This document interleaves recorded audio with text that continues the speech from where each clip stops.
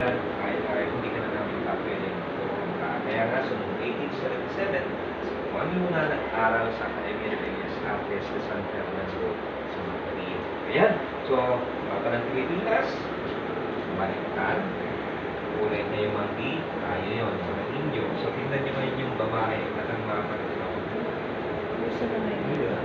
Ayan. So, ngayon, patungkol ngayon sa Pilipinas at ngayon sa akin ang Quintang Nation Life na kung saan yung mga bagay-bagay, tingnan ko yung mga gini, kanina nakatulog sa babae.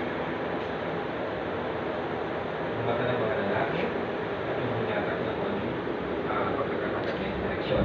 Ngayon, sa France, Leco de Paris, patungkol po sa French Revolution. Ipinapakita niya yung pagkumpay ng mga tao sa Fransya laban sa kanilang mga monarkiya na katalsik na namatay. At yun ang nagbigay inspirasyon sa mga reformista, propagandista, mga Freemason. Ayaw nila nagtigma during the time. Mas gusto nila progress, development, and assimilation. Pero anong ginawa ng Espanya?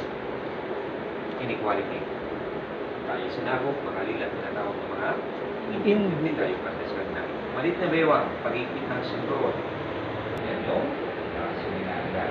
So, ano naman ang pinapakita ng kupang sombrero kung babaeng Pilipinas? Sino o anong bansa po yan? So, pupunta muna tayo kay Maduna. Alam mo ba sa Maduna, kaibigan ng mga hari at mga reyna ng Europa ng Manong Leon. Kaya nga po siya itinalaga ni President Aguinaldo bilang isang revolutionaryong diplomat na kung saan yung labanan ng Amerika at Espanya dito para itayagin yung ating kalayaan pero hindi umpisa. Lagi tayo ng Espanya sa Amerika